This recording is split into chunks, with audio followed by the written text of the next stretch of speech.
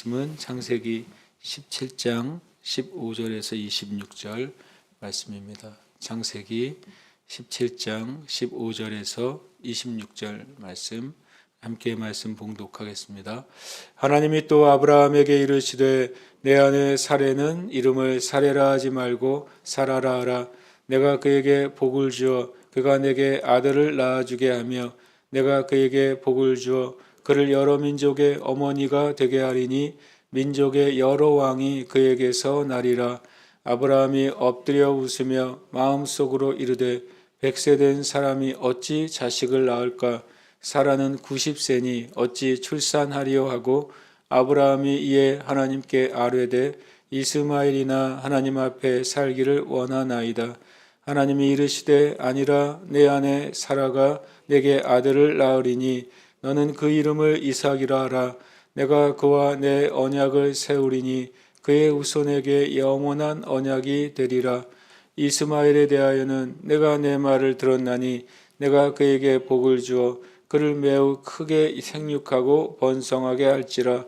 그가 12두령을 낳으리니 내가 그를 큰 나라가 되게 하려니와 내 언약은 내가 내년 이 시기에 사라가 내게 낳을 이삭과 세우리라. 하나님이 아브라함과 말씀을 마치시고 그를 떠나 올라가셨더라. 이에 아브라함이 하나님이 자기에게 말씀하신 대로 이날에 그 아들 이스마엘과 집에서 태어난 모든 자와 돈으로 산 모든 자 곧 아브라함의 집 사람 중 모든 남자를 데려다가 그 포피를 베었으니 아브라함이 그의 포피를 벤 때는 99세였고 그의 아들 이스마엘이 그의 포피를 벤 때는 13세였더라. 그날에 아브라함과 그 아들 이스마엘이 할례를 받았고 집의 모든 남자 곧 집에서 태어난 자와 돈으로 이방 사람에게서 사온 자가 다 그와 함께 할례를 받았더라. 아멘.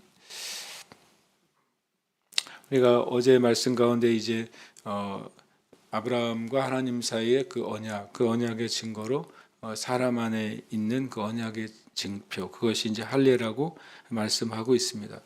할례의 이 특징은 여러 가지가 있습니다. 하나는 몸에 있는 표이지만 겉으로는 드러나지 않는 표죠. 그리고 자신과 가족들, 혈통들은 아는 표가 됩니다. 할례의 대상은 공동체에 속한 모든 남자, 이미 이 할례 안에 유대인도 이방인도 하나님의 백성이 되는 그런 근거가 되는 것이 할례라는 말씀을 드렸습니다. 또 할례의 효력은 영원한 언약인 거죠. 마치 이렇게 할례가 이런 특징을 가지고 있는 것처럼 이 땅에는 믿는 자들의 구원의 표도 또 동일하게 할례처럼 자신이 아는 증거인 것입니다. 그리고 또 신자의 구원의 은혜는 또 영으로서 서로가 또 알고 있는 은혜가 되는 것이죠. 그래서 이 할례의 표와 이 땅에 믿는 자들이 가지고 있는 구원받은 그 은혜와 거의 같은 의미를 또한 갖습니다. 마치 할례가 유대인과 이방인 모두에게 허용됐던 것처럼 또 구원은 유대인뿐만 아니라 이방인 모두가 동일하게 적용되는 구원의 은혜인 것이죠. 또 할례가 하나님과 아브라함과 그 이후의 모든 자손들에게 영원한 그 언약의 표인 것처럼 또 구원의 효력도 영원한 언약의 성취입니다. 이렇게 구약의 할례는 신약의 거듭남과 또 구원으로 우리에게 또 역사한다는 사실을 보게 됩니다. 오늘 말씀은 이제 그 이후에 할례에 대한 명령이 있은 이후에 주님이 계속해서 말씀하고 계십니다. 하나님이 또 아브라함에게 이르시되 내 아내 사레는 이름을 사레라 하지 말고 사라라 하라. 이 15절에서 이미 바로 전에 너의 이름은 이제 아브람이 아니라 아브라함이다라고 말씀하셨잖아요. 곧장 성경은 이제 아브람이라고 호칭하지 않고 아브라함이라고 성경은 곧장 호칭을 바꾸게 됩니다.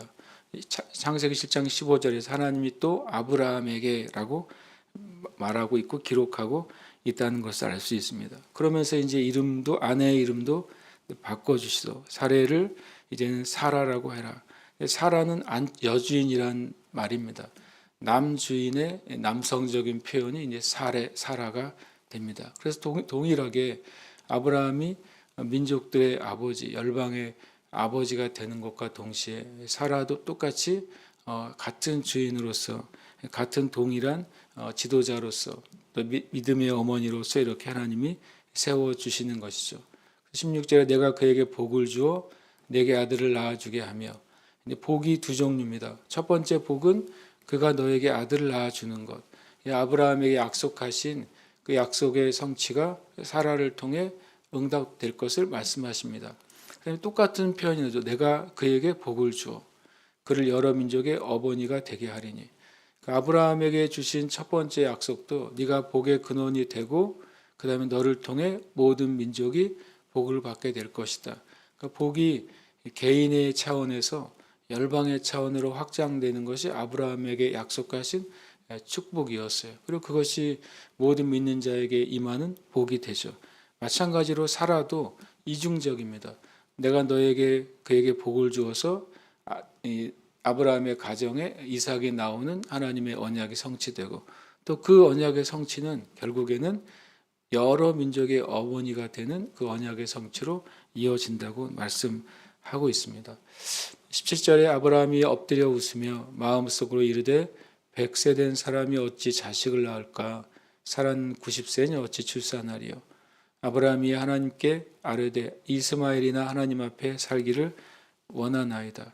실은 우리가 아는 것처럼 이후에 사라도 하나님의 말씀, 또 새 사람의 방문, 또 새 천사의 방문, 또 그 가운데 현현하신 하나님의 방문을 받지 않습니까? 그때도 텐트 뒤에, 장막 뒤에서 사라가 자신이 이맘때 사라가 아들을 낳을 것이라는 말씀을 듣고 사라도 웃습니다. 그런데 실은 그 전에 사라가 웃기 전에 아브라함도 엎드려 웃으며 마음속으로 말하고 있습니다. 어찌라는 표현을 씁니다. 어찌 자식을 낳을까? 어찌 출산하리요? 이스마엘이나 하나님 앞에 살기를 원합니다. 이것이 이제 믿음 없음의 개념도 있겠지만 사람이 가지고 있는 합리적인 생각이죠, 실은. 그래서 특별히 아브라함만 너무 마음의 생각이 삐뚤어지고 잘못돼가지고 이렇게 말하는 게 아니라 일반적인 상식적인 이야기를 하고 있는 것입니다. 100세 된 사람이 어떻게 자식을 낳겠는가? 일반적인 상식인 것이죠. 또 그리고 사람들이 생각하는 합리적인 생각인 것입니다. 90세가 어찌 출산하겠냐? 이것도 일반적인 생각과 합리적인 생각이죠. 그러면서 18절도 이스마엘은 하나님 앞에 살기를 원하나이다. 이게 이제 99세잖아요. 99세니까 이미 이스마엘이 13살이 됐을 때입니다. 그러니까 이제 이스마엘이 13살이면 성인이 된 것이죠. 이스라엘의 유대인의 법적으로는 남자가 13살이면 성인식을 하는 때예요. 이미 성인이 됐으니까 이때 뭐 표현상은 아브라함이 인생이 끝나도 이스마엘에게 자연적으로 아브라함의 후사로서 이스마엘이 자격이 주어지는 때가 13살인 것이죠. 그러니까 아브라함이 어차피 나를 통해서 낳은 자식이고 또 사라의 아들로 입적이 된 상태이니까 이스마엘은 하나님 앞에 살기를 원합니다 라고 말합니다. 하나님의 전능함과 인간의 합리성이 충돌합니다. 하나님께서 나는 전능한 하나님이다 라고 말씀하셨지만 아브라함도 믿음이 이제 자라나고 또 견고해지고 또 주님 앞에 나아가는 과정 가운데 있었습니다. 때때로는 우리가 하나님을 믿지만 인간의 이성적이고 합리적인 사고 안에서 믿기도 하는 것이죠. 하나님을 믿지만 우리의 상식 안에서 하나님을 믿기도 하는 것입니다. 그러나 그것은 실은 하나님이 우리에게 주셨고 그리고 온전히 열매 맺는 믿음은 아닌 것이죠. 우리가 우리 자신이 내가 하나님을 믿는데 합리적인 것 안에서 하나님을 믿느냐, 아니면 하나님을 믿는데 하나님의 전능하심과 하나님의 말씀 그대로 믿느냐, 그것이 우리가 우리 자신의 믿음을 돌아봐야 되는 줄 믿습니다. 저와 여러분이 인간의 합리를 뛰어넘은 하나님의 전능하심과 하나님의 진리 안에서 하나님을 믿고 행하시기를 축복합니다. 그럴 때 하나님의 역사를 우리가 보게 될 것입니다. 19절 하나님이 이르시되 아니라 내 아내 사라가 내게 아들을 낳으리니 너는 그 이름을 이삭이라 하라. 우리가 아는 것처럼 이삭은 웃음이라는 뜻이에요. 그래서 아브라함이 자녀를 이삭이라고 주님이 칭하시면서 아브라함이 가지고 있었던 또 가정 가운데서는 합리적인 믿음이 무엇인지 그것을 뛰어넘어서 역사하시는 전능하신 하나님, 엘샤다이 하나님이 어떤 분인지를 분명히 말씀하고 있습니다. 내가 그와 내 언약을 세우리니 그의 후손에게 영원한 언약이 되리라. 하나님이 이제 아브라함의 합리성에 대해서 답은 무엇이냐면 아니다라는 것이 첫 번째 답입니다. 너희가 생각하는 합리적이고 상식적인 것이 다가 아니다 라고 말씀하시고, 그러나 오히려 나는 언약을 지키겠다. 하나님이 아브라함과 하신 언약을 이삭이 태어나는 것을 통해서 지킬 것이고, 그리고 내가 그 아들 이삭과 또 언약을 세워서 그 언약이 영원한 언약이 될 것이다. 첫 번째 언약은 하나님이 아브라함과 맺으시잖아요. 그 다음에는 아브라함의 언약의 자손이 이삭과 맺으시고, 그 이후에 하나님은 그의 후손에게 영원히 맺겠다고 말씀하십니다. 그래서 이 말씀들은 로마서와 신약에서 바로 아브라함의 믿음에 속한 자는 아브라함과 같이 하나님께 속한 자가 되고, 아브라함의 믿음에 속한 자는 아브라함처럼 하나님의 축복을 받는 자가 된다고 말씀하고 있는 것입니다. 마가복음 11장 22절에서도 예수님이 말씀하십니다. 하나님을 믿으라 라고 말합니다. 너 자신을 믿는 것도 아니고 인간의 이성과 합리적인 사고방식을 믿는 것도 아니고 세상의 논리와 과학을 믿는 것도 아니고 살아계신 하나님, 전능하신 엘샤다이 하나님을 믿으라고 예수님이 말씀하십니다. 그 말씀 안에 있을 때 진짜 믿음의 역사를 우리가 보게 되는 줄 믿습니다.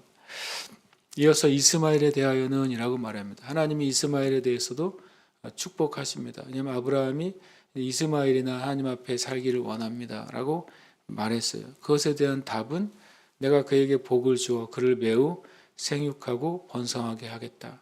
12드령을 낳을 것이고 큰 나라가 되게 하겠다. 그러면서 21절에 다시 말씀하십니다. 그러나 내 언약은 라고 말씀하시는 것이죠. 이 앞에 원래 그러나라는 단어가 들어있습니다. 하나님이 이스마엘도 축복하신다고 말씀하셨어요. 이스마엘도 축복하신 것이죠. 이스마엘을 생육하고 번성하게 하겠다고 말씀하셨습니다. 이스마엘에서 하나님이 버리신 것이 아닙니다.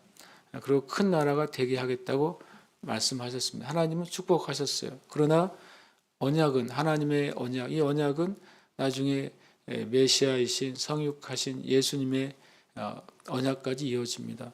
그 언약은 내가 내년 이 시기에 사라가 내게 낳을 이삭과 세우리라 라고 말합니다.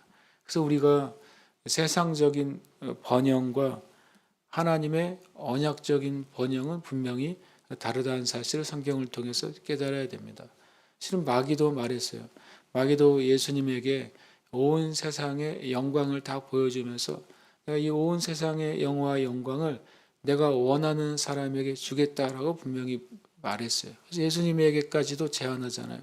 나에게 절하면, 나에게 경배하면 이 내가 가지고 있는 모든 세상과 영광을 너에게 줄 수 있다라고 말합니다. 하나님도 이런 번영과 축복을 주십니다. 근데 마귀도 번영과 축복을 줍니다. 근데 그것이 구별될 수 있는 것은 하나님의 언약을 가진 번영과 축복이냐, 하나님의 언약 없는 이 세상의 번영과 축복이냐로 분명히 구별이 되는 것입니다. 우리는 하나님 안에서 또 하나님의 약속과 언약 안에서 하나님의 축복 안에 있는 자들인 줄 믿습니다. 그래서 우리가 언약을 지키는 자가 됐을 때 하나님이 주시는 물질이나 하나님이 허락하시는 명예나 그것이 의미가 있고 가치가 있고 하나님 나라의 통로가 되는 것입니다. 22절에 하나님이 아브라함과 말씀을 마치시고 그를 떠나 올라가셨더라. 참 22절이 놀라운 말이죠. 전능하신 하나님이, 영이신 하나님이, 신이신 하나님이 참 개인인, 인간 개인인 아브라함과 대화하셨다는 사실 참 놀랍습니다. 나중에라도 하나님 아브라함에 대해서 뭐라고 말씀하시면 나는 아브라함과 얼굴과 얼굴을 대해서 말했다. 이렇게 말씀하세요. 또 아브라함처럼 얼굴과 얼굴을 대해 말했다고 하나님이 스스로 증언하신 사람은 또 모세죠. 아론과 미리암이 모세를 대적해서 일어났을 때 너희도 예언을 듣고 너희도 꿈과 환상을 보지만 내가 모세와는 그 정도가 아니라 그와 대면하여 말한다 라고 말합니다.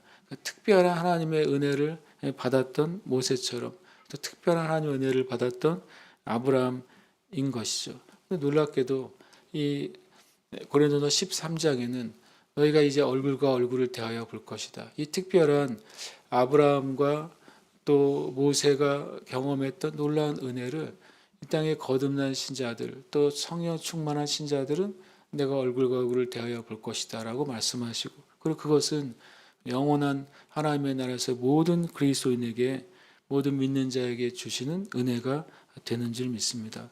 지금도 우리가 하나님이 우리와 함께 하시고 또 우리가 기도할 때 들으시는 하나님이신 줄 믿는 것입니다.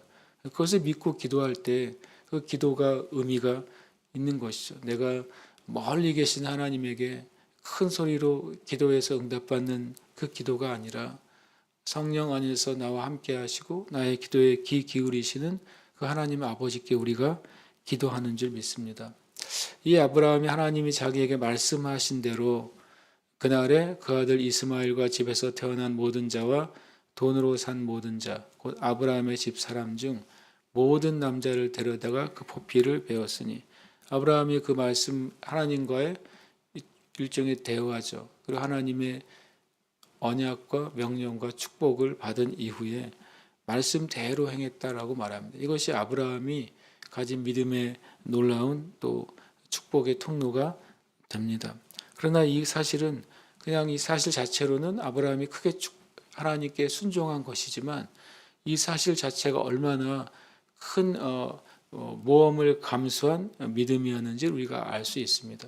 왜냐하면 나중에 야곱의 때를 우리가 기억합니다. 야곱의 딸 디나가 강간당했을 때 그때 형들이 어떻게 했습니까? 세겜 사람들에게 할례를 행하면 우리가 서로 소통할 수 있다라고 속이잖아요.